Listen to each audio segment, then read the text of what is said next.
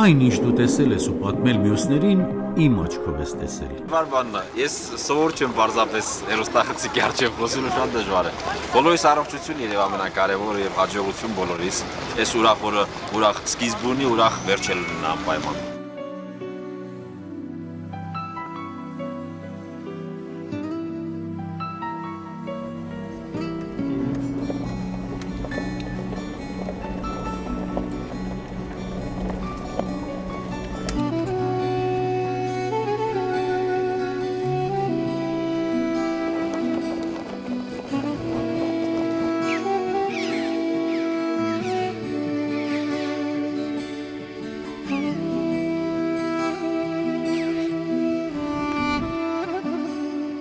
Ես քո հավատարիմ ընկերն եմ, դու լավ գիտեիր, միայն գրքերով չես ճանաչի ոչ մարդուն, ոչ էլ այս աշխարհը, եւ մեր ամբողջ կյանքը ճամփորդություն էր։ Ճամփորդություն, որը կարծես թե շարունակվում է։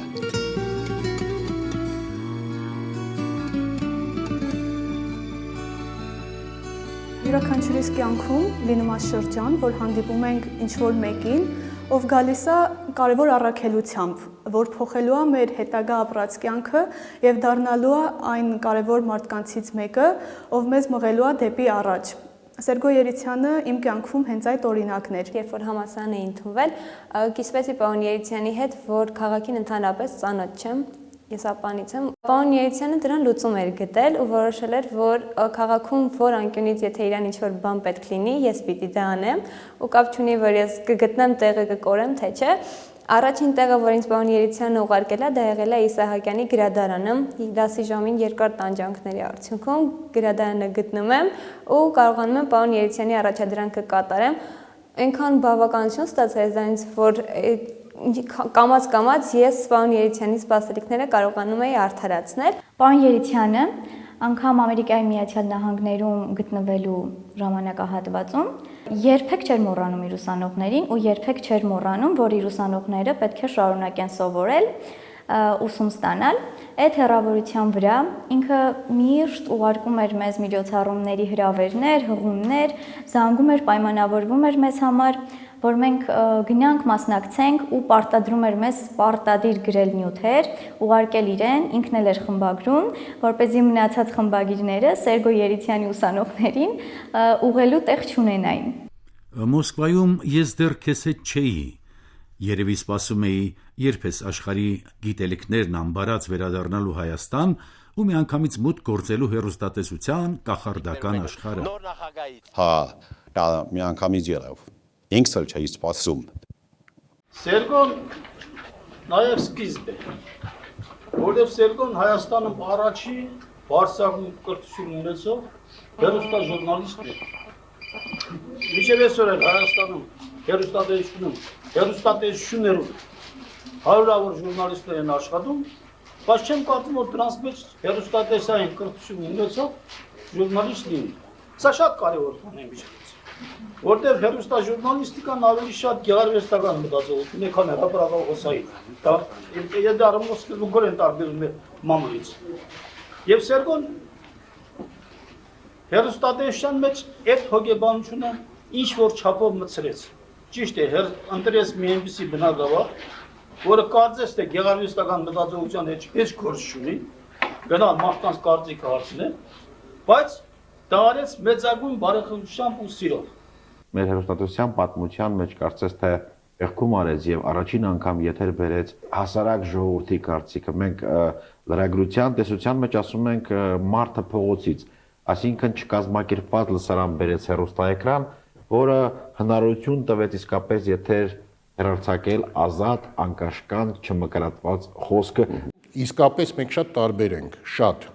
Մեր մոտեցումները հեռուստատեսությունում, մեր աշխատանքի ոճը, Ի վերջո այն արդյունքը, որը ստացել ենք ժամանակի ընթացքում եւ այսօր էլ ունենք, գրելու ոճը կամ ձևակերպումները շատ տարբեր են, բայց մենք ունենք մի շատ կարևոր նմանություն։ Դա սերն է ձերդ մեծություն հեռուստատեսության հանդեպ։ Հեռուստադիտողների շուրջ 40%-ը ավանդապահ է եւ այնքան էլ չի սիրում եթերում կատարվող փոփոխությունները։ Նույն հետազոտությունը ցույց է տալիս, որ 60%-ը ընդհակառակը ամեն տարի առանձնապես երբ որ տարին նոր է սկսում, պահանջում է մեզանից եթերում փոփոխություններ։ Նա մեր ուսանողական կյանքի համար առաջին կազմակերպիչներ։ Կազմակերպում էր թե միջոցառումներ, թե հանդիպումներ, թե հարցազրույցներ, թե աստուլիսներ, շատ հետաքրքիր էր անցնում մեր ժամանակը։ Հիշում եմ, որ նրա հետ մենք գնացինք ֆիզիկոսների քաղաք Դուբնա, հետո այցի գնացինք Յասնայե Պոլյանա Լև Տոլստոյի գերեզմանին։ Նա ուղղակի համար առաջին կազմակերպիչն էր եւ այն ժամանակ դեռ ուսանողները նրան համարում էին դարի կազմակերպիչ։ Մենք այս թողարկումը փորձենք վերագրել այսպես. ով ես դու ուսանող, որտեղից ես գալիս եւ ուր ես գնում։ Իսկապես այս հարցադրումը փորձենք հարցնել հենց իրենցից ով ես դու ուսանող։ Բոլորի իրավիճակների մեջ մտնող անձնավորություններ եւ այն ինչ որ համընդհանուր 2 հոգու համար կամ 20 հոգու համար կնախատեսեր կծրագրեր, հա, ապա դա բոլոր դերակատարումների համար էլ իզորու են բոլորն էլ այդ իր նախատեսած, այդ իր ծրագրածը, պլանավորածը իրականացնել։ Այդ առումով, եթե տենց նայենք, բարդություններ չկար, բնավորության առումով առավել եւս ինքը բարձ շիտակ անկեղծ մարդ էր եւ երբևիցե ինչ որ չէր մտածի կարողա ստվերի տակ ինչ որ ծածկված բաներ լինի, բացառված էր։ Կարողանում էր համհասարակ մարդու հետ լեզու գտնել ու հետաքրիր այնպես անել, որ նրա խորքային, այսպես ասած, ոչ ձևական հոգսերը ի հայտ բերել, բայց մյուսը նաև կարար հավասարախոսեր վարչապետի կամ նախագահի հետ ներկայությամբ լսել եմ չէր փոխում։ Տոնը չէր փոխում, կարողանում էր մարդկային առումով, այսինքն չփոխվեց ինձ առավել եւս ասենք այդ բանը շատ տեսանելի է այն առումով որ ուսանող տարիքում տեսնելուց հետո ասպիրանտ տարիներին ասենք Մոսկվայի համալսարան տեսնելուց հետո նախարար, դեպուտատ այդ բոլոր ժամանակ մի հատ փոփոխություն չզգացի միշտ յուրաքանչյուր շերտի, յուրաքանչյուր տիպի մարդու հետ միանգամից կարող էր միացնել այդ համապատասխան ռեգիստրը։ Նա կարողացավ դիմանալ շատ կարևոր մի փորձության, պաշտոնի փորձությանը։ Շատերը չեն դիմանում պաշտոնի փորձությանը, բարձր պաշտոն ունենալով, թվում է թե ծանոթների շրջապատն լայնում է, բայց սրտակից ընկերների միջավայրը էապես սկսում է նեղանալ։ Բայց Սերգո Երիցյանը կարողացավ բազմազբաղ լինելով, նախարարի պաշտոն զբաղեցնելով, դրանից առաջ պատգամավոր լինելով, կարողացավ իր ընկերական միջավայրը պահել, որևէ մեկին չկորցնել եւ հնարավորինս ընդլայնել։ Կրթության եւ գիտության նախարար է նշանակվել Սերգո Երիցյանը։ Հիմնական տարվանից սկսված ընդունության քննությունների ժամանակ ունենալու ենք հենց այդպիսի նպատակային տեղ, ասենք Սյունիքի մարզի Սերգո, քեզ միշտ ցանկացել եմ այս հարցը տալ։ Երբևէ մտածել ես, որ լրագրությունից կհասնես նախարարի պաշտոնին։ Իհարկե ոչ։ Հեռուստատեսությունն ինձ համար իմ կյանքն էր։ Հեռուստատեսությունը մի սեր է, որը երբեք չի անցնում։ Այնպես որ ավելի լավ է առայժմ հետ գնանք հին ու բարի օրերը։ Նախ ես ուզում եմ շնորհակալություն հայտնել մեր բոլոր հեռուստադիտողներին։ Ես Սերգո Երիցյանին ճանաչել եմ 1976 թվականից, երբ ընդունվել եմ Երևանի Պետական համալսարանի բանասիրական ֆակուլտետ։ Հետագայում մեր ուսանողական կյանքը շարունակվեց Մոսկվայի Լոմոնոսովի անվան համալսարանի լրագրության ֆակուլտետում։ Ֆակուլտետում, որտեղ մենք ուսանում էինք, ըստ էության կարելի է ասել, որ թրծվում էր խորհրդային երկրի գաղափարախոսությունը։ Մեզ դասավանդում էին լրագրության եւ միջազգային քաղաքագիտության այնպիսի հսկաներ, ինչպիսիք էին Զասուրսկին, Գուրևիչը, Կավերզնևը, Մնացականովը։ Եվ այն գիտելիքները, որ փոխանցում էին մեզ, այդ գիտելիքները եւ մասնագիտական փորձը ընդունելու, ըմբռնելու ուղղակի կարելի է ասել մի հսկա էր հենց ինքը Սերգո Երիցյանը։ Սերգո Երիցյանը համակարգած ստեղծ մարդ էր։ Կարելի է շատ հստակ արձանագրել, որ Հայաստանում լրագրողական կրթության համակարգված ակադեմիապես ամուր գիտական հիմքերին կանգնած այս գիտելիքը ձևավորեց, ձևակերպեց Սերգո Երիցյանը։ Սրանից 10-15 տարի առաջ, երբ որ մենք ուսանողի դիպլոմային աշխատանքը, հետո նաև մագիստրոսական թեզը նայում էինք օգտագործված գրականության ցանկը, հայ հեղինակները, հայալեզու գրականությունը այնտեղ 1-2 նշում կար։ Անցավ տասնամյակ եւ այսօր, երբ որ մենք նայում ենք, ինչ գրականությունից է օգտվել ուսանողը դիպլոմային աշխատանք պատրաստելիս, առնվազն 20%-ը Սերգո Երիցյանի գրքերն են, նաև այն գրքերը հայալեզու տեսությունը, որը լույս է տեսել Սերգո Երիցյանի ջանքերով։ Նաև այսօր շարունակում է մեզ հետ մետերմական, մասնագիտական մտերմության մասին է խոսքս կապ ունենալ, նա ուրեմն թողել է կարևոր ժառանգություն եւ մեր ուսանողներին, երբ որ հանձնարարություններ ենք տալիս, անպայման այնտեղ կա գլխավոր այսպես աղբյուրները, դրանք Սերգո Երիցյանի պատրաստած ձեռնարկներն են։ Նա հիմնականում հայերենի մաքրության, լեզվի ճշգրիտ հնչողության պահապան էր եւ մարտիկ էր, պայքարում էր բոլոր տեսակ լեզվական խաթարումների եւ աղճատումների դեմ։ Իրականացնելով պետական բավականին լուրջ պատասխանատու պաշտոններին լինելով պատգամավոր, նախարար, պետական կոմիտեի նախագահ, նախագահի խորհրդական, այս ամենը նա զուգակցում էր շատ ակտիվ գիտամանկավարժական գործունեությամբ եւ գիտեք հանակ բան չի 100-ից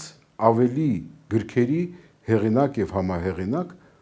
սա մի հսկայական աշխարհ է։ 1993 թվականը Հայաստանի հեռուստատեսությունում ծնունդ է տվել եւս մեկ նոր հաղորդաշարի՝ Բարի առավոտ։ Բարի առավոտ Արմեն Ամիրյանի մասնակցությամբ։ Ինչ է ներկայացնում իրենից այդ հաղորդաշարը։ Խոսելով Սերգո Երիցյանի մասին, պիտի ասեմ, որ ես նրան թերևս ամեն օր եմ հիշում եւ օր է լինում, որ մի քանի անգամ եմ հիշում։ Հիշում եմ իրավիճակներ, որտեղ Սերգոն կարող էր որոշում կայացնել եւ այդ որոշումը լիներ ամենաճիշտը։ Սերգոն կարող էր մարդու հետ փոխհարաբերվել եւ այդ փոխհարաբերությունը լիներ ճակատագրական առաջին հերթին այդ մարդու համար եւ ժամանակաշրջանի համար, իրադարձության համար։ Եվ դատելով այս ամենից պետք է ասեմ, որ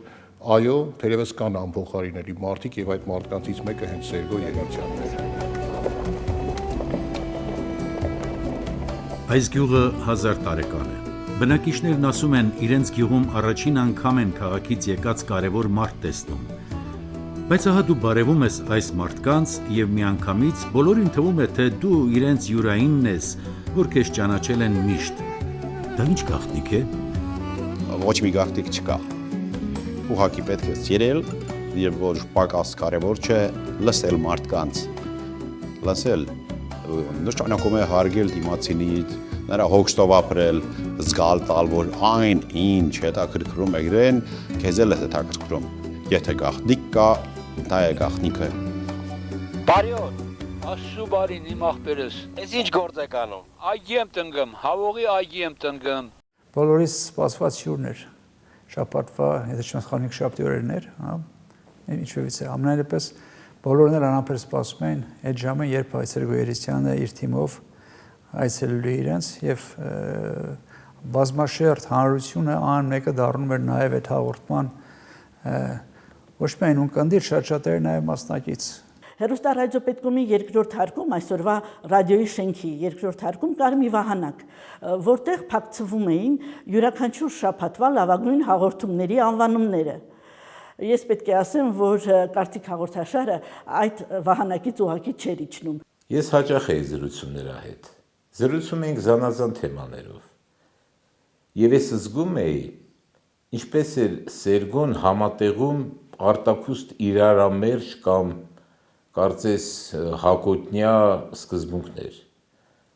Ակադեմիական պահպանողականությունը, ինչպես նաև մարդկային արժեքների հարցում պահպանողականությունը եւ նորարարական իր տարերքը։ Գիտեք, մեծ վարպետություն է պետք բարդ հարցերի, խնդիրների մասին խոսել անկալելի ձևով, որը ամեն մեկին տրված չի։ Եվ Սերգո Երիցյանը, անձը, գիտնականը, վերլուծաբանը այդ անում էր փայլուն ձևով։ Սարսափելի աշխատասիրությունը, սարսափելի, ես այդպես բան չեմ տեսել։ Այսինքն կարող 24 ժամից 20 ժամ աշխատել, եւ այլն, ու կողքիններն էլ այդպես աշխատացնի։ Բայց առաջինը, որ ասում առաջինը եղիր քո հանդեպ, այդպես դաժան նոր հետո շրջապատի։ Չլիներ լրագրող, նա կարող է լինել փայլուն դիվանագետ, որովհետև նա ուներ արժանապատվություն, նա հպարտանում էր իր երկրով, նա բացի նրանից, որ ինքը լավ տիրապետում էր լրագրողի մասնագիտությանը, նրա մարդկային տեսակը, ինչպես քիչ առաջ ասեցի, լրիվ համապատասխանում էր դիվանագետ լինելու պահանջներին։ Այնպես որ ինքը շատ զարգացած, բանիմաց, երբեք չէր փորձում իր կարծիքը, չնայած կարծիք հաղորդաշար էր ինքը ղեկավարում, բայց երբեք ինքը չէր փորձում իր կարծիքը կապել։ Ինքը այնպես էր անում, որ մյուսները, ումը որ ուղղված էր այդ հաղորդաշարը, իրենք էին գալիս Սերգոյի կարծիքին։ Հիմա բոլորը լրագրող են դարձել, ով ասես, որտեղ ասես, ինչ ասես չի խոսում, բա ինչ պետք է անի արհեստավարժ լրագրողը։ Նախ եւ առաջ անհրաժեշտ է անդադրում աշխատանք, համառություն եւ նպատակամետություն։ Ես մի առիթով ուսանողներին եմ ասում նաեւ շատ հաճախ, որ հեռուստալրագրությունը նման է հավերժական սիրո։ Ինձ համար զարմանալի էր, որ ինքը ամենա իր բազմազբաղ տարիներին երբևիցե դասախոսական աշխատանքը չի թողել, երբևիցե չի դադարել գրքեր գրելուց եւ հրատարակելուց, ավելին իր դոկտորական ատենախոսությունը ինքը պաշտպանեց հենց այն ժամանակահատվածում, երբ որ ինքը կրթության եւ գիտության նախարար էր։ Եվ նաեւ ես մի անգամ հարցրեցի, ասում եմ, այ հիմա ինչու հենց հիմա պատճառաբանեց, որ քանի որ երաստիճան համակարգի ռեֆորմներ պիտի արվի եւ դոկտորանտուրան ասպիրանտուրայի հետ պետքա միացվի, հատուկ պաշտպանում է, որպիսի հանկարծ այդ հարցը քննարկման առարկա չդառնա, այսինքն նախարարը եւս պաշտպանեց դոկտորական։ Սերգո Երիցյանի հետ համատեղ աշխատում էինք մեր գրքի վրա հանրության իրազեկվածության գումարելիները, ենթաբաժինների վերնագրերը արդեն պատրաստ էր։ Երբ որ վերջում թերթում էինք, Սերգո Երիցյանը ասեց, սպասի ես ավելացնեմ էլի ենթավերնագրերը։ Ու ավելացրեց ինչ։ Ասենք նշված է, հանրության հետ կապեր։ Ավելացրեց կամ մշտապես առաջին գծում։ Ուսումնական հաղորդումներ կամ ինչու հեռուստատեսությունը այլևս չի կրթում։ Առաջին հայացքից ինձ թվաց, որ մի քիչ երկար է վերնագիրը, բայց հետո ընկալելի դարձավ, որ Սերգո Երիցյանը բոլոր իր գրքերում փորձում էր բոլոր գրքերը դիտարկել որպես դասագիրք։ Այսինքն, որպեսզի վերնագրում լինի այն փոքր խայծը, որ կարող է ուսանողին հետաքրքրի դա կարդալ։ Ես կարծում եմ, որ Սերգո Երիցյանի գիտական բոլոր աշխատությունները, գրքերը դիտարկում էր ինքը որպես դասագիրք ու ուսանողին միշտ դիտարկում էր որպես առաջին ընթերցող իր դասագրքերի, իր աշխատությունների։ Լրագրող նախ պետք է լինել։ Դա այն մասնագիտություն չէ, դա կոչում է։ Պարոն Երիցյանը ոչ մի պարագայում մեզ չէր ներկայացնում ուսանողներ, ներկայացնում էր որպես իմ լրագրողներ։ Երբ որ մեզ առաջի անգամ տարավ ցուցահանդես, ասեց գնում եք ու նյութ անեք։ Զարմացած, ոնց գնում ենք նյութ անենք։ Պարոն Երիցյան, առաջի կուրս ենք, սեպտեմբերն է դեռ պատրաստ չենք։ Ու պարոն Երիցյանը, գնում եք, որ անենք, փորձեք, հասկանաք, տեսնեք ձեր գործընկերները ոնց են աշխատում։ Գնացինք, փորձեցինք, նյութ արեցինք, մեր կարծիքով նյութ արեցինք։ Երեկոյան եկել ենք եւ պետք է իրեն ուղարկենք համացանցով ոգևորված գրել եմ, ուղարկում եմ, սպասում եմ պարոն Երիցյանի արձագանքին։ Պարոն Երիցյանը կարդաց, երևի կարդալուց մոտ 20 րոպե հետո ինձ գրեց Սյուզի, ես քեզնից պահանջել էի նյութ, ոչ թե շարադրություն։ Ու ես մտածում եմ, տարբերությունը շարադրություն, տարբերությունը նյութ ո՞րն է։ Ես դպրոցական սեղանից եկել եմ ստեղ որպես լրագրող ու միջև այսօր էլ, երբ որ ես գրում եմ նյութ, մտածում եմ, պարոն Երիցյանը ոնց կարձագանքեր, ես հիմա նյութ եմ գրում, թե սա շարադրություն է։ Երբ որ գործը գալիս հասնում էր ուսանողներին, ասում էր, ես ժամանակ միշտ կգտնեմ։ միշտ կգտնե, որովհետև սա է մեր ապագա սերունդը, սրանք են մեր երկրի, այսպես ասած, կերտողները հետագա, եւ որ նայում էր, տեսնում էր ինձ ուշադիր աչքերով են նայում։ Ասում եմ, լրագրության մեջ էլ բան կա, ոնց է կարողանում ինքը մտքերը, կենսափորձը, իր անձնական կենսափորձը, աշխարհի տարբեր մարդկանց հետ մեծամեծեր շփվելուց հետո այդ փորձը բերելու եւ դրանով զգուշ նուրբ կերպով մատակարարի, մատուցի այն ինչ պետք է արվի հետագայում։ Ուսանողը մի պահ մոռանում էր, ոնց որ գործընկերական շրջապատ էր ստեղծվում։ Նրա վերջին աշխատությունը նվիրված է այսօր զարգացող լրագրության նորահայտ միտումներին եւ երևույթներին, մասնավորապես օրինակ մուլտիմեդիային։ Միշտ ձեռքը զարկերակին պահելով նա մշտապես ուսանողներին պահում էր, չասեմ ավանդապահության, համենայն դեպս այն կարևոր արժեքների դաշտում, առանց որոնց պարզապես անիմաստ է որևէ հումանիտար գործունեություն, մասնավորապես լրագրողի աշխատանքը, որը պատվիրակված է հասարակության կողմից, վստահված է եւ պիտի պատմի ճշմարտությունը։ Չմոռանանք, որ նա հատկապես անկախությանը հաջորդած տարիներին գլխավոր հարցազրույց վարող, ենել բացօթյա հարցազրույցների լավագույն մասնագետներ եւ այդ իմաստով բազմաթիվ ուրեմն բաներ ինքն է նշмарել իր իսկ մասնագետի, իր իսկ կատարած գործի մեջ եւ դրանք բոլորը արձանագրվել են ուսանողներին եւ այսպես այսօրվա սերունդին, անշուշտ նաեւ հետագա սերունդներին թողել է մի կարևոր ավանդ։ Սերգո Երիցյանին մենք պետք է միշտ մեր ուրեմն գործունեության ընթացքում խոսքը վերաբերում է լրագրողական ուրեմն գործունեության ընթացքում մեզ հետևում է, մենք հետևում ենք իրեն եւ այս իմաստով նա կարևոր ավանդ ունի մեր պատմության այս շրջանի պատմության մեջ։ Այսօրվա այս հարաբերող ժամանակներում կրթել այն մարդկանց, որ պետք է մեր ժամանակներին, բարձրացնել այն մարդկանց, որոնք պետք է մեր ժամանակներին։ Ճանաչել աշխարհը նշանակում է շոշափել այն, տեսնել։ Ձեռքը հպել այն մասունքներին, հուշարձաններին, որոնք պահպանում են մեր հիշողությունը, պահում են մեր ինքնությունը եւ կազմում են ընդհանրապես մեր բովանդակության, մեր հոգեվոր աշխարհի հիմքերը, հենասյուները։ Առանց դրանց միայն հայեցողական իմացությամբ լրագրող չես դառնա։ Եվ մենք չենք հավատա քո ռեպորտաժին, որտեղ չկա այդ առարկայական իմացությունը։ Ամեն հաղորդումից հետո ես ընկերներ այնուամենայնիվ ձեռք եմ բերում։ Ես ոչինչ եմ առանց ձեզ։ Ամեն ինչ եմ ձեզնով։ Շնորհակալություն։ Իմ լավ ընկերներ, ինչ էլ անեք այս կյանքում, ինչ հաջողությունների ու պաշտոնների էլ հասնեք, հիշեք ժողովրդական խոսքը. ձի նստելիս մի մոռացեք Աստծուն, ձիուծիչներից մի մոռացեք ձիուն։ Մեր ժամանակ ընկերությունը շատ մեծ կարևորություն ուներ յուրաքանչյուրիս կյանքում։ Սերգոյի հետ մենք ծանոթացանք 90-ականների սկզբին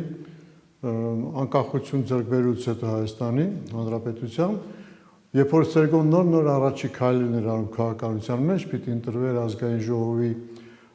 պատգամավոր, ես լրիվ ուրիշ բնակավարում էի աշխատում, բայց մենք որպես հարևաններ այն ժամանակ ապրում էինք երկուսով էլ Բանգլադեշում, այդ հարևաններ էինք, շատ շփվում էինք, եւ հետո կամաց մեր ընկերությունը մարդկային հարաբերությունները վերածվեցին նաեւ պրոֆեսիոնալ համագործակցության։ Զգայուն էր իր ընկերների, բարեկամների նկատմամբ։ Ուրախանում էր նրանց ամեն մի հաջողությամբ։ Երբեմն մեր հանդիպումների ընթացքում շատ հաճախ հետաքրքրում էր ինչ նոր գիրք կա, դիսերտացիայի հաջորդ փուլը եւ այլն, եւ չէր մոռանում անպայման հորդորել, որ հաջորդ փուլը պետք է արվի, հաջորդ քայլը պետք է արվի, ինչը նրա ընկերոջ նկատմամբ ուշադրության, սրտացավության եւս մի վկայություն էր։ Ինձ հետ ինքը ընկերություն սկսեց անել 6-7 տարեկանից, երբ որ Մոսկվայից վերադարձան հիմնական արդեն Հայաստան եւ սկսեցինք մենք հայր եւ որդի շփվել իր նկարահանման հրապարակներում, ստուդիաներում, հեռուստապետկոմի, հետո հանրային հեռուստատեսության, որտեղ որ մոնտաժային աշխատանքներ էին կատարվում։ Իր ֆիլմերի նկարահանման հրապարակներում ես անգամ այսպես էպիզոդներ եմ հիշում, երբ որ ես կադրեր էի փչացնում, իսկ այն ժամանակ այդ ծանր մեծ տեխնիկաների նկարահանող մեծ խմբի այսպես աշխատանքը փչացնելը, դուբլերը ավելացնելը իսկապես նյարդայնացնում էր շատերին, բայց հայրս ինձ ճանաչելով, իմ անհանգիստ բնավորությունը, որ ես պետք է վազվզեմ, աշխույժ պետքա լինեմ, շատ համբերատար տանում էր։ Ընկերների հետ հարաբերություններում Վերին Աշճանյանը նրբանկատ էր, զարմանալի նրբանկատ, այդ իր բազմազբաղության, այդ իր 25 ժամ օրվա մեջ աշխատելու հետ մեկտեղ չկար մանրուք հարց։ Ընկերը դիմել է ինչ հարցով ուզում ա լինի, ընկեր, ես ասելով ինչ լայն նայենք, միայն զուտ ընկերները չէ, այսինքն հարևան, բարեկամ եւ այլ համագյուղացի, հա։ Եթե հարցով դիմել է, ուրեմն այդ հարցը անպայման անտարբերություն, մոռանալ, դա վերագրել բազմազբաղություն բացառված էր։ Երբ սկսեցինք մենք մտերմություն արել, իրան հետաքրքրում էր նաև իր ընկերոջ մյուս ընկերական շրջապատը եւ մի կատակով խոսք կար, ասում էր ընկերոջ ընկերը պատրաստի ընկեր է։ Եվ սիրում էր ծանոթանալ նոր մարդկանց, ընդունել իր օջախում, հյուրընկալվել փոխադարձաբար, շատ շրջաբաց եւ ընկերություն սիրող անձնավորություն էր Սերգո Երիցյանը։ Եվ Սերգոյի հետ հարաբերվել եմ եւ որպես լրագրող, եւ որպես քաղաքական գործիչ, եւ որպես նախարար, որ լուսաբանում էին կրթական ծրագրերը, ես ռադիոյում էի, բայց ամենահիշարժան իրադարձությունները ցանկացած պարագայում մնում են մարդկային շփումների մեջ, եւ փառք Աստծո, որ Սերգոյի հետ շատ ընկերական, բարեկամական, ընտանեկան մթնոլորտում անցկացրած ժամանակ ենք ունեցել։ Այ հիմա խոստովանիր, ի վերջո, ինչ էիր փնտրում հեռավոր Հնդկաստանում։ Մենք փորձում ենք նաև ճանապարհորդել Հնդկաստանով։ Ճանապարհորդություն, որը բավականին հետաքրքիր է։ Մեզ երեքս զգուշացնում էին, որ ճանապարհը, որ ընդամենը 40-45 կիլոմետր է դեպի եւս մեկ հայկական բնակավար Չինսուրայ, իր բնավորությամբ հանդերձ միշտ փնտրում էր հայկական հետքը ու կարողանում էր անգամ այնպես ներկայացնել Հայաստանի հայկականը, որ առանց, այսպես ասած, առանց մեծ բառերի վերամբարձ ինչ-որ բան, այնց առանց ցուցամոլական, որ մենք ենք, էս ենք, սա ենք, այնց աննկատ դա ներկայացնել մատուցեր, որ ուղղակի դա սովորելու արվեստ է։ Միակ բարական է ամբողջ աշխարհում, որ քրիստոնյայը, շիրիմը, մուսուլմանները որպես սփադերի կբահեն եւ կզարդարեն։ Մենք այցելում ենք Սարմադի գերեզմանին, մեր հարգանքի турքը մատուցելով եւ այստեղի սովորությամբ մենք փորձենք ծաղկեթերթեր դնել նրա գերեզմանին։ Առավոտյան դուրս եմ գալի, որ պետք է գնանք Թաջ Մահալ, որի նկարահանման հատուկ իրավունքը ժամանակին ստացել էր Սերգո Երիցյանը, որտեղ կարողացել էր բացատրել այսպես ասած այդ մշակույթի այդ համապատասխան անձանց, որ Թաջ Մահալը, որը նվիրված է հայ կնոջ հիշատակին ակառուցվել եւ դա իրավունք է տալիս մեզ նաեւ հայրից ձեր թույլտվությամբ որոշ նկարաններ անենք, որոնք որ այլ դեպքերում արգելված են, մենք օգտվեցինք այդ պահից։ Օգտվեցինք, որտեղ ասած առաջի անգամ է հիմնավոր բացատրված, որ սա այս հայ կնոջը նվիրված աշխարհի հրաշալիքներից մեկը եւ որ դուք եւ ինչով դա արտահայտվեց, ես իմացա կես կատակ, կես լուրջ ասում Երիցյանը, ասեց դուք որ գնաք, այդտեղ ուրեմն ձեզ կտան կարմիր բախիլներ ոտքերին։ Ասի ինչի կարմիր, ասում է դա արտոնյալ հյուրերի համար է, դա իրավունք կտա ձեզ նկարահանել այն ինչ որ ուրիշներին չի թույլատրված։ Ես ասի կատակ է անում, բայց պարզվեց իրոք այդպիսի բաներ ստվեցին եւ այդ ականջից այդ ուղեկցող եւ բանը ասեցին դու կարող եք, գիտեք, չէ, նկարանել կամ ինչ-որ ես չգիտեի ինչ նկարան, ինչն է արգելված, ինչը ոչ, բայց հարցի էությունը, այսինքն որ այդ շատ քիչ պետությունների, շատ քիչ մարդկանց կամ պատվիրակությունների է թույլ տված, որ ասել դուք ազատ եք, որտեղ դուք ունեք որոշ արտոնություն։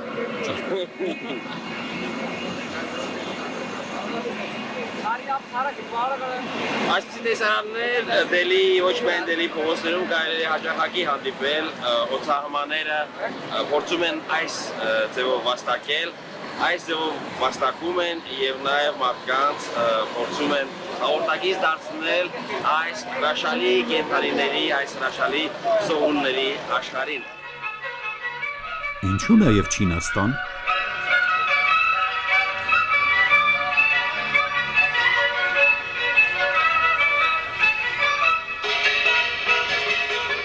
Դեպ նավը, որով մենք զբոսանք ենք կատարում, հնագույն նավ է։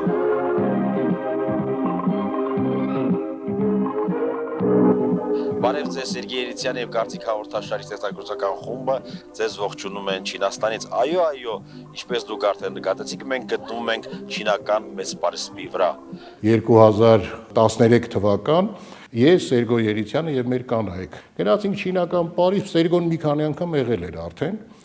Դրա համար չցանկացավ գնալ, ես էլ ոտքի խնդիր ունեի, մի տեսակ տրամադրությունը ստեղը չէր, ասի ես չեմ գնա, կանայք թող գնան ման գան։ Սերգոն նկատեց, որ կանայք մի փոքր վիրավորվեցին, որ մենակ ենք թողել իրենց։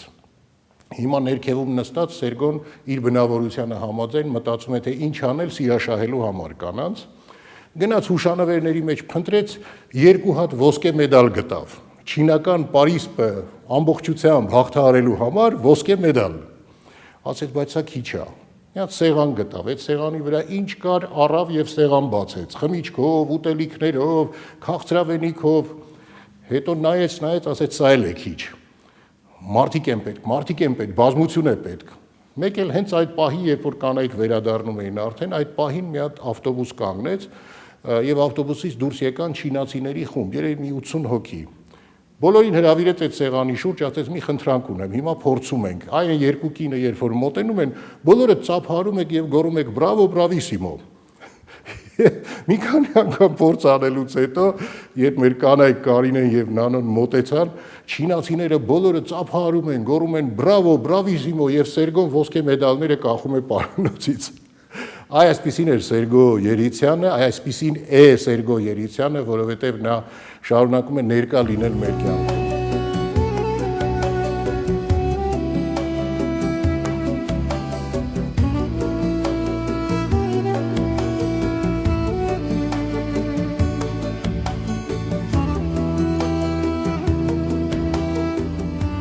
Չափազանց մեծ սեր կար իր սրտում։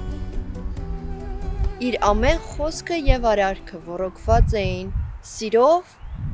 եւ իրեն բնորոշ ջինջումորով։ Սովորել էինք իր կատակներին։ Փոքրուց մեզ հավատացրել էր, որ ինձ Հնդկաստանի շուկաներից մեկից է գնել։ Եվ հավատում էինք, քանի որ դժվար էր իրեն պատկերացնել խաբելիս։ Նույնիսկ եթե ինչ-որ բան էր թաքցնում, ապա ամաչում էր, թախծում էր։ Նույնիսկ իր կյանքի վերջին տարվա ընթացքում են հումորի զգացումը չկորցրեց։ Ամենաշատը սիրում էր կատակել մորս հետ, քանի որ մայրս իր ամեն մի խոսքին հավատում էր։ Առանձնահատուկ վերաբերմունք ուներ քրոջս հանդեպ, որովհետև մեր տարբերությունը շուրջ 10 տարի է քրոջս եւ իմ միջև, սկսեց սիրել ինչպես եւ իր աղջկա եւ իր թոռնիկին։ Այդ սերը երբևիցե ես չզգացի, որ ինձնից պակասեց, որովհետև ընտանիքում այդ բալանսը կար եւ հասցնում էր եւ իմ հետ ընկերություն անել եւ փոքրիկին սիրել այնպես, ինչպես հայրը կսիրեր իր փոքրիկ աղջկան։ Եվ այնպես ստացվեց, որ նաեւ այդ սերը հորիցս քրոջս հանդեպ որպես փոքրիկ աղջկա փոխանցվեց ինձ։ Ունենք արունակցական որևէ կապ, բայց իմ բալիկներն առաջին օրվանից պապիկ են ասել։ Շնորհակալ եմ այդ պարգևի համար։ Վերջին ժամանակներս մենք հաճախ չէինք հանդիպում, մեզ բաժանում էին հարյուրավոր կիլոմետրերը։ Բայց երբ խոսքը վերաբերվում էր հոգևոր հաղորդակցությանը, այդ կիլոմետրերը դառնում էին սովորական թվեր։ Մի տեսազանք, մի հայացքի փոխանակում, թեկուզ էկրանից այն կողմ, եւ վերականգնում էի այն ուժի եւ ինքնավստահության պաշարը, որ անհրաժեշտ էր ինձ։ Եվ ես հիմա գիտեմ, որ ինքը այստեղ է, եւ մի անկյունում բարի ժպտում է, ու ինքը շատ էր սիրում լսել ինձ, մեր սիրած հանճարեղ լոռեցու գործերը կարդալիս։ Հեյ ճամփաներ, ճամփաներ, անդարձ ու հին ճամփաներ, ովքեր անցան ձեզանով, ուր գնացին ճամփաներ։ Հին աշխարհքը ամեն օր հազար մարդ է մտնում նոր,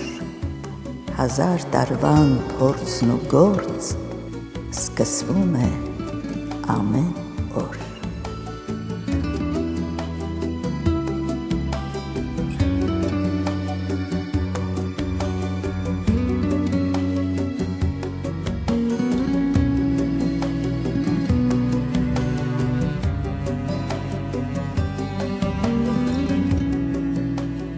Պատահական չի, որ նաև իր մականուններից լավ իմաստով մեկնել միամիտ լոռեցի էին ասում։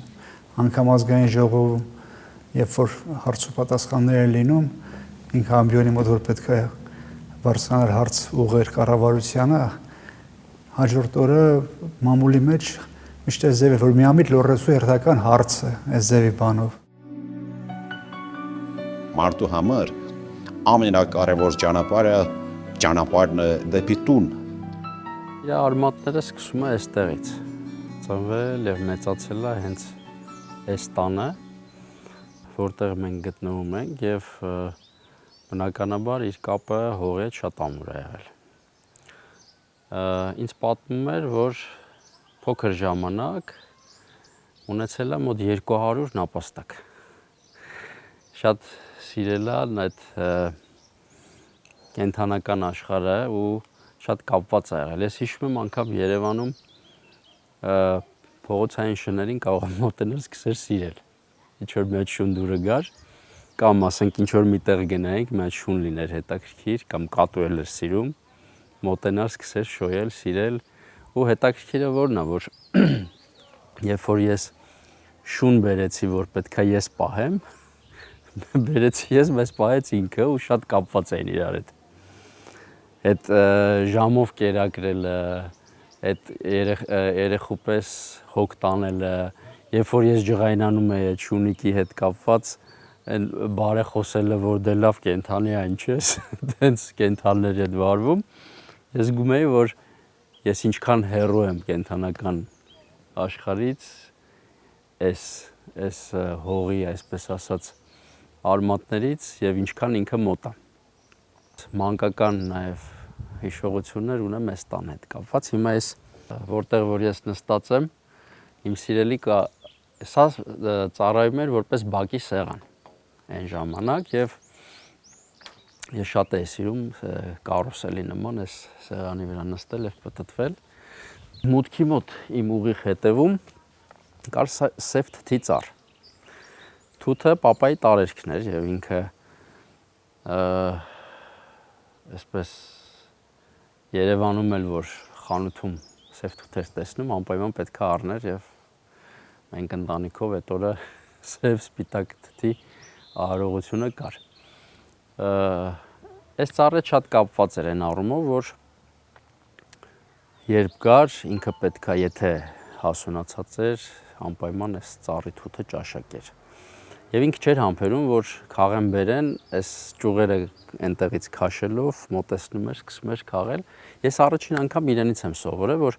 սև թութը, երբ որ ձեռքերդ սևացնում է, չհասունացած սպիտակ թութը քսում ես ձեռքերիդ, մաքրում է։ Այսինքն գյուղական այդ մանուկները կյանքի շատ լավ տիրապետում էր։ Եվ այդ թթի ծառը այնպես ստացվեց, որ քամին տապալեց ընդամենը իր մահվանից 2 օր առաջ։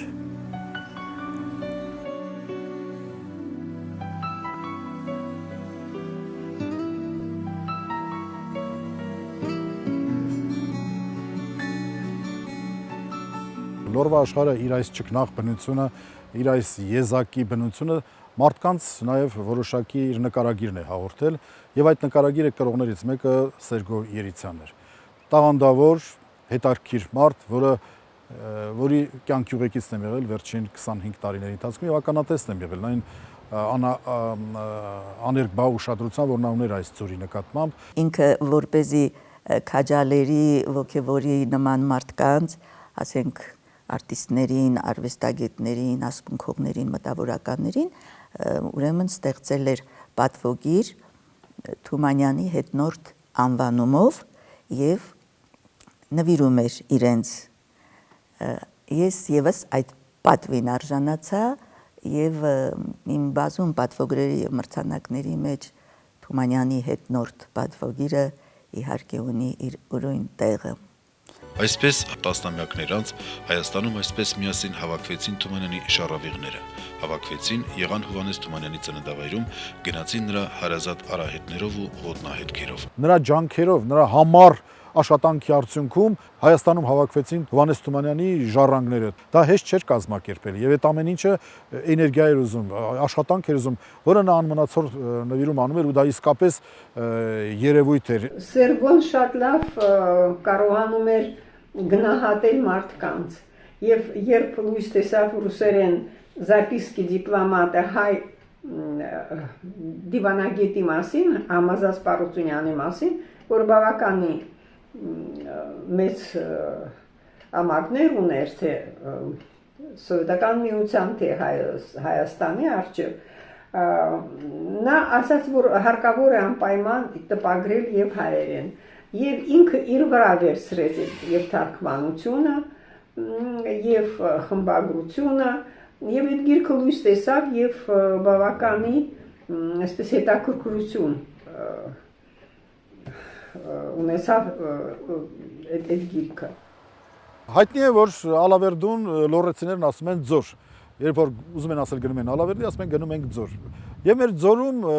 ցավոք վերջին 30-40 տարիներին ես գոնե չեմ հիշում, որ անվանակոչություն եղածելի փողոցի, ինչ որ տարածքի, հրապարակի կամ որևէ հաստատության։ Եվ քանի որ հիմա գտնում ենք Եկեղեցամերձ հրապարակում, այս հրապարակ այդպես էլ կոչվում է Եկեղեցամերձ, այսինքն անուն չունի։ Եվ քանի որ նախաձեռնության հեղինակներից մեկը Սերգո Երիցյանն է եղել եկեղեցու հիմնադրման ժամանակին եւ ակտիվ կազմակերպիչներից աջակցողներից մեկը, ես հարմար եմ տեսնում, որ օրինակ այս հրապարակը կոչվի Սերգո Երիցյանի անունով, որովհետեւ իսկապես նա արժանի է, որ իր անունով այս քաղաքում, Ալավերդի քաղաքում ինչ որ բան անվանակոչի արժանավոր զավակի անունով։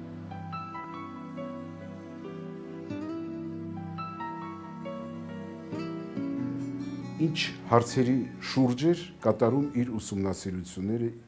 Սերգո Երիցյանը։ Նույնիսկ իր կյանքի եւ գործունեության վերջին շրջանում նա անդրադարձավ, շատ լուրջ ձևով անդրադարձավ հայ մեծերին։ Մարդկանց ում միջոցով հայ ժողովուրդը ճանաչելի դարձավ ոչ միայն մեծ հայերից համար, այլ ողջ աշխարհին։ Ամեն ինչ արժի նրա ուսումնասիրությունները նվիրված Մանթաշյաններին, Արամյանցիներին, մարդիկ ազգանուններ, որ գիտեք, այսօր նույնիսկ մենք ամենա հակիր ձևով կարծիք ուսումնասիրելով, հանրային կարծիք ուսումնասիրելով, շատերը անգամ այդ ազգանունները չեն լսել։ Էլ չեմ ասում, որ ամենայն խորությամբ իմանան, թե ովքեր են այդ անձինք, որոնք իրապես կերտում էին ժամանակաշրջանը, կերտում էին ժամանակը։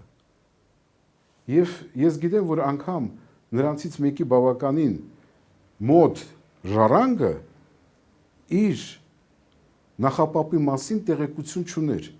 Նա ստացավ Սերգո Երիցյանի միջոցով։ Եթե Միքայել Արամյանցը, Մանթաշյանցը եւ մյուսները փաստորեն նրանք առանձին գործիչներ էին, ապա Թիֆլիսյան կյանքի Թամամշյանցների գործիչները նրանք հավաքական գործիչներ էին, նրանք գերդաստան էին։ Ինքը նման էր հույն փիլիսոփաներից Դիոգենեսին, ով հայտնի մի պատմություն կա, չէ, երբ տակառի մեջ ապրող Դիոգենես Սինոպացու մասին է խոսքով արևոտ եղանակին կեսօրին ճրակը ձեռքին զբոսնում է փողոցներով քաղաքի, հարցնում են Դիոգենես ինչ ես փնտրում, ասում է մարդ եմ փնտրում, մարդ ու չեմ գտնում։ Սերգո Երիցյանը փնտրում էր մարդ եւ գտնում էր բարեբախտաբար եւ այս նշանավոր մարդկանց կարողացավ նորովի ներկայացնել, ցույց տալ իսկական հերոսի, հայրենանվեր հերոսի կերպարը։ 2005 թվականին ընդունելության քննության ավարտից հետո որպես կանոն այն տարիներին քաղաքացիների հոսքը դեպի նախարարություն ահռելի մեծ էր։ Ու երբ որ մենք անում էինք առաջին ընդունելությունը սեպտեմբերին, որովհետև օգոստոսին ավարտվում էր քննությունները, սեպտեմբերին առաջին ընդունելություն էին կանում, շուրջ 80, երբեմն նույնիսկ 100-ի հասնող քաղաքացիներ են, ովքեր գալիս են տարբեր խնդիրներով նախարարի այդ հանդիպման։ Ուրեմն առաջին սեպտեմբերի ընդունելությանը նստած ենք, ընդունելությունը սկսել է երևի ժամը 2-ին 2:10, արդեն ժամը 8-ի կողմն է, դեռ որ ընդունելություն են կազմակերպում։ Սերգո Երիցյանը ասեց, նայ քանի հոգի կա, ժամը 8-ն է, աշխատանքային ժամից ահագին անցել է, բայց մենք պետք է ընդունենք բոլոր քաղաքացիներին, որովհետև պետք է ավարտենք քաղաքացիների ընդունելությունը։ Ես նայեցի, ասացի 14 հոգի դեռ ունենք հերթագրված։ Ու ինձ մոտ այն տպավորությունն էր, որ հիմա այդ 14 հոգու ընդունելությունը մի քիչ կարագացնենք, կփորձենք այնց ավելի օրենքի շրջանակում։ Ու ներս մտավ մի մարդ, ով մարզից էր, արտաքինից երևում էր, որ ինքը հողի հետ աշխատող մարդ էր, որովհետև սեպտեմբեր ամիսն էր ու իր դեմքի այդ կարմրությունը, որը աշխատել էր ինքը դաշտում, ակնհայտ էր։ Նստեց ու պատմեց, որ իր դուստրը ընդունվել է բու, մարզային բուերից մեկը, իմ անունը չասեմ, ընդունվել է վճարովի։ Բայց ինքը ունի 4 երեխա, ովքեր շատ լավ են սովորում։ Աղջիկն էլ այդ դուստրը, որ ընդունվել էր, որ դիմորդ էր, 2 տարի ինքնուրույն պարապել էր։ Սկսեց պատմել իր Գերդաստանի մասին, որ Արևմտյան Հայաստանից ոնց են եկել, ոնց են այդ գյուղում իրենք։ Սերգո Երիցյանը չէր ընդհատում, բոլորս լսում էինք, Սերգո Երիցյանը լսեց մինչև վերջ։ Որոշում կայացրեց, ասեց հասկացա։ Զանգեց ռեկտորին տեղում, ասեց անունազգանունը ասա։ Անունազգանունը փոխանցեց, ասեց այս երեխան պիտի սովորի անվճար։ Դուք գտեք միջոցներ, մենք եւս կօգնենք ձեզ։ Ինչ-որ ծրագրերից գումար տալով, որ այդ երեխան սովորի։ Մենակ Սերգո Երիցյանը այդ ընթացքում մի երեխայի խնդիր չլուծեց։ Այդ ընտանիքին, այն հետևից եկող երեխաներին տվեց, որ սեփական աշխատանքով կարող ես ուսանող դառնալ, կարող ես այս կյանքում կայանալ։ Հետո երբ որ Սերգո Երիցյանի հոգեհանգիստներ Սուրբ Հովհաննես եկեղեցու բակում, ես նայում էի մեր հանրապետության կարծես թե բոլոր ճանաչված դեմքերը մասնակցում էին այդ արարողությանը, բայց կային մարդիկ կանգնած, որոնք ինձ հիշեցրեցին այդ գյուղացու մարդու դեմքով շատ մարդիկ կային կանգնած։ Ու ես վստահ եմ, որ Սերգո Երիցյանի նախարարական գործունեությունը նպաստել էր, որ այդ մարդիկ իրենց շնորհակալությունը, գոնե վերջին շնորհակալությունը Սերգո Երիցյանին հրաժեշտ տալուց եւս մեկ անգամ ասեին։ Ես կարծում եմ, այն նախարարի գործունեության ամբողջ իմաստը կայանում է օրենքի եւ մարդկային ճակատագրի միջև արդարությանը հաստատելու գործընթացում։ Այստեղ է նախարարը։ Իսկ Սերգո Երիցյանը նման նախարար էր։ Արդեն իբրև լրագրող մեծ ճանաչում ուներ, բայց երբ 95 թվականին падգամավոր դարձավ, հանրային հետաքրքրությունը նրա նկատմամբ կրկնակի դարձավ։ Շատերն էին դիմում տարբեր հարցերով, այդ թվում նաև օգնության խնդրանքով, նաև նյութական, ֆինանսական օգնության խնդրանքով։ Շատ հաճախ գումար էր թողնում ռադիոտան պահակների մոտ, ոստիկանների մոտ, ասում էր, որ իր անունից կմոտենան, մի անգամից գումարը տան, որպեսզի չչարչարվեն, իր մոտ վերևել չբարձրանան, բայց դիմում էին նաև հետևողական այցելուներ, ովքեր ուզում էին անպայման ընդունելություն։ Ու հերթական այցելուներից մեկը իր առանձնասենյակ էր եկել, աշխատասենյակ, նյութական խնդրանքով, դեղերի համար գումար էր ուզում, տվեց, ինչքան գումար ուներ, տվեց, բայց երբ շնորհակալությամբ այցելուն հեռանում էր, նկատեց, որ ձմռան եղանակ էր, տան հողաթափերով էր եկել։ Փակ հողաթափեր էին, բայց այնուամենայնիվ տնային կոշիկներ էին, խղճահարվեց, բայց ձեռքը գրպանը տարավ, գումար չուներ այլևս, իսկ այդ օրը, քանի որ падգամավորը շատ էր այցելում մարզեր, գյուղեր եւ շորերը շուտ էին, հատկապես կոշիկները շարքից դուրս էին գալիս, ծռմռվում էին, այդ օրը Տիկին Կարինեի հորդորով նոր կոշիկներ էր գնել եւ առաջին անգամ հենց սենյակում հագավ, հիմա մտածեց 5 կոշիկները երևի այցելուին տա, բայց անհարմար զգաց, խիղճը չտարավ, մոտ կանչեց իր նոր կոշիկները հանեց, տվեց այցելուին, սա հագավ հողաթափերը ձեռքին հեռացավ, Սերգո Երիցյանն էլ 5 կոշիկներով վերադարձավ տուն։ շրջանում մոտենում է մի գյուղացի ասում է բայ այնց եմ ուզում ես Երիսյանին շնորհակալություն հայտնեմ ճանապարհին ինձ տեսավ ոչ անունը գիտի ոչ ազգանունը ով է գիտի որ այդ գյուղերից մեկում հանդիպել ենք ես մարդուն ասեց ինչ ես տխուր կանգնած ասեց մի հատ խնդիր ունեմ այս քաղաքապետանի մոտ որտեղ չգիտեմ լոռում էր ասեց մեքենային վարորդին ասեց մի րոպե սպասի բան իջավ մոտավ քաղաքապետարան 5 րոպե մեծ հարցեր լուծեց դուրս եկավ ասեց անունդ ինչպես էր այդ մարդուն չգիտել անունը ինչ է ասма գնա ներս այնտեղ հարցը լուծված է գնա տես ինչ է բան եւ ասма ինքը կարող է մոռացած լինի բայց ես չեմ մոռանա այդ լավությունը որ ինքը արեց իմ համար այդ դժվարին կյանքի պահին եկավ ուղակի անցավ ճանապարհին Աստված ինձ բերեց իրան ու տենց քանի մարդուց ենք լսել որ այդ արածները սկի կինը չգիտի տիկին Կարինեն ինչ արե ես էլ եթե այդ պահին այդտեղ չգտնվեի ես է ականատեսը չլինի ես է չէի իմանա ոչ մեկին չէր ասում եթե փորձենք կարճ ձևակերպել նրա մանկավարժական դասերից մեկ, ապա կարելի ասել, որ նա հորդորում էր քիչ խոսել մեծ բաների մասին եւ երբեք մեծ չխոսել փոքրիկ բաների մասին։ Որ ոլորտում է լինեմ մշակութային լրագրող, սպորտային լրագրող, թե քաղաքական լրագրող, միևնույն է իմ վերադասին, իմ տնօրենին ես ներկայանալու եմ Սերգո Երիցյանի ուսանող, որովհետեւ լրագրության բազմազանությանը, լրագրության գույներին ես ծանոթացել եմ հենց իր միջոցով, հասկացել եմ, որ դու պետք է գրես նյութ, ոչ թե շարադրություն, ու մինչև այսօր էլ փորձում եմ պահել իր այդ տված խորհուրդը եւ հետևել դրան։ Այս գիրքը պարոն Երիցյանն է նվիրել ինձ, մակագրել է, սա սապակի գիրքն է ու ինքը անընդհատ այս գիրքը հանձնարարում էր կուրսում, որ կարդային, կարծում եմ կուրսեցիներից կպաստնեն, որ սա 6-ից 7 անգամ ամբողջ կուրսով կարդացել ենք, վերջին կարդալու ժամանակ չգտա գիրքը, ինքը իր վերջին նմուշը, որ տանը ուներ, բերեց, նվիրեց ինձ ու այստեղ մակագրություն կա լրագրողական մեծ նվաճումների մաղթանքով, ինչ որ ամեն անգամ ինձ ավելի է ստիպում, որ ես Միքայելով մոտենամ իմ մասնագիտության գագաթնակետին, այդ եւս շատ կարեւոր է ինձ համար, ամեն անգամ այս գիրքին նայելիս, եթե կոտրված եմ լինում ու չեմ ուզում ինչ-որ բան շարունակեմ, նորից ոգևորում է ինձ։ Պարոն Երիցյանը ինձ միշտ ուժ էր տալիս ու գիտեք, եթե մարդ ֆիզիկապես ներկա չի, դա բացարձակ չի խանգարում, որ քեզ մոտ նա հոգեպես միշտ ներկա լինի։ Պարոն Երիցյանն ու իր արտահայտությունները, իր խորհուրդները ինձ հետ այսպես զուգահեռ քայլում են իմ կյանքի փուլով։ Պարոն Երիցյանի մոտ ես հենց մի փոքր ընկճվում էի, նա դա միշտ նկատում էր։ Ու իր խոսքներ Նատալի, երբեք չընկճվես, երբեք չկոտրվես, հիշիր, որ քո թիկունքում Սերգո Երիցյանն է։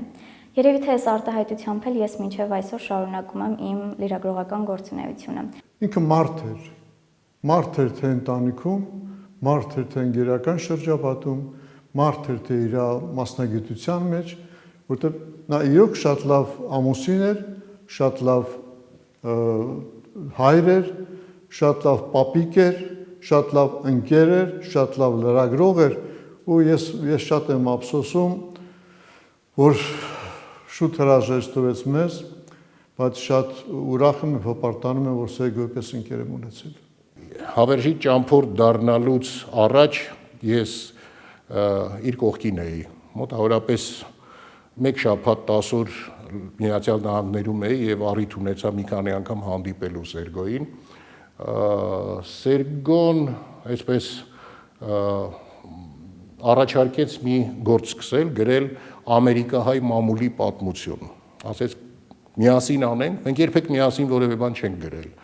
Ասեց միասին անենք այս գիրքը, իհարկե Սերգո ջան, մեծ սիրով, որովհետև հասկանում էի նաև դա կյանքի ապրելու այսպես ստիմուլ է լինելու իր համար, անպայման անենք, հետո փորձեցինք մտաբերել ով կա, ով կարող է մեզ օգնել, որտեղից ինֆորմացիա վերցնենք, ինչ պատմական տվյալներ կան, ինչ արխիվներ պիտի օգտագործենք, ինչ աղբյուրներից պիտի օգտվենք եւ գնացի։ Մեկ շաբաթ հետո եկա նորից տեսության, այցելության կամ մի քանի օր հետո Սերգոն արդեն ինքնազգացողությունը այնքան էլ լավ չէր, ասեց մի բան արեցիր, ասի չէ Սերգո ջան, չեմ հասցրել, որովհետև կարճ ժամանակով եմ եկել անձնական գործեր ունեմ, վերջացնեմ կզբաղվեմ անպայման, ձեռքը օդում թափ տվեց, ասեց պետք չի։ Հավանաբար նա արդեն նա արդեն մտածում էր հավերժի ճանապարհի մասին, իր ճանապարհի մասին, բայց ես խոստացա, որ այդ գիրքը անպայման ստեղծվելու է եւ հիմա մենք հավաքվել ենք Սերգոյի ընկերներով, մի քանի ընկերներով, խմբագրական խորհուրդ ենք ստեղծել եւ անպայման առաջիկայում պիտի լույս տեսնի այդ գիրքը, որի շապիկին մեծ տառերով կգրվի ի հիշատակ գաղափարի հեղինակ մեր ընկեր, սիրելի ընկեր Սերգո Երիցյանի։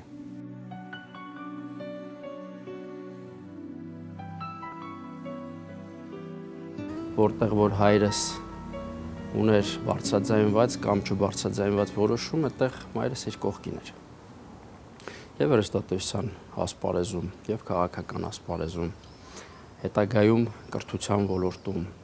ել չեմ ասում, որ ընտանիքի առումով միշտ հանգիստ է եղել, որտեղ թիկունքը ամուր է եղել։ Մայրս կարողացավ ոչ միայն ընտանիքում երեխաների դաստիարակության առումով, կենցաղի եւ մնացած հարցերի առումով լրացնել, այլ նաեւ դառնալ հորս լավագույն ընկերը եւ խորհրդատուներից մեկը։ Կարինա ջան, իմ լավագույն ընկեր, առանց քո անուղղելի լավատեսության վանստահման նվիրվածության, ես չէի կարողանա բաց ճակատով անցնել այն բարդ ու հաճախ անակնկալներով լեցուն ճանապարհը, որը վիճակված էր ինձ։ Շնորհակալ եմ քեզ։ Իր մոտ դաստիարակությունը երեխայի բառերով չէր, օրինակով էր, այսինքն անընդհատ դու տեսնում էիր օրինակ, որը որ եթե այդ պահին չվերլուծեիր եւ քո համար ապագայի կամ այդ պահի տեսանկյունից ընդունելին չհամարեիր, ապա հետագայում ինչ որ մի փուլում կամ կյանքի ինչ որ մի աստիճանում հետայացքով կարող էիր արժևորես իր պահվածքը։ Սոնա թանկագին աղջիկս, ինձ հիշիր ոչ թե արդյունքներով, այլ այն լուսավոր ակնթարթներով, որ միասին ապրել են քո մանկության պայծառ օրերին եւ քո մեջ ապրող այդ լույսը բարձրացրեց մարդկանց, մարդիկ լույսի կարիք շատ ունեն։ Ինձ ու եղբորս էլ դաստիարակել է որպես հայ քրիստոնյա, կամեցող եւ մեզ պատգամել է, որ պետք է միշտ օգնենք ուրիշներին եւ երբևէ չվնասենք մեկին։ Սարքիստ, դղաստ, շարունակիր պահել քո մեջ ուժեղին բնորոշ բարվությունն ու արդարավանդությունը եւ դրանք փոխանցիր իմ սքանչելի թորնիկներին։ Ես իրեն երբևիցե այդպեսին չէի ճանաչել։ Քան ընտանիքը ճանաչեց 1 տարում։ Որովհետև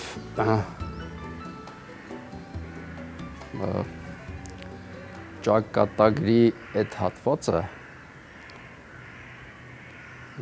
տղամարդու նման ասենք, այսպես գերմարդու նման ասենք, ինքը տարավ։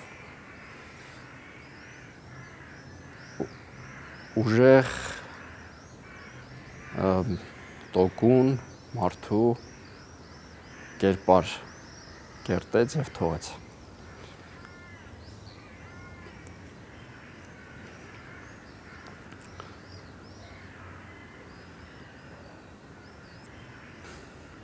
Իրա արտացոլանքը փորձեց տեսնել թորնիկների մեջ։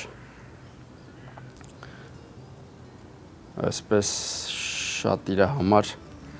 կարևոր էր, թե իր թորնիկները իր ազգանունը, որ եւ մեկը նաեւ իր անունն է կրում, ինչպիսին պիտի լինեն։ Իրեն կնմանվեն, թե ոչ։ Ստեղծագործ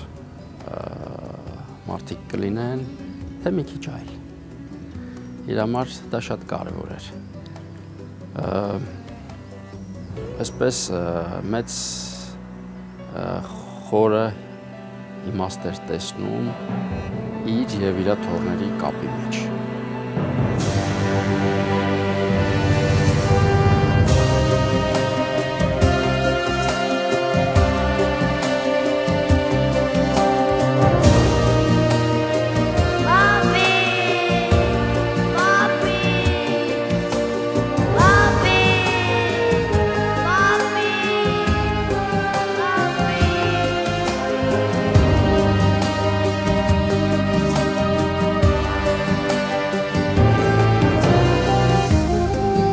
Այսօր այսքանը Սերգեյ Երիցյանը եւ մեր ստեղծագործական խումբը ձեզ հրաժեշտ է տալիս մինչեւ հաջորդ հանդիպում։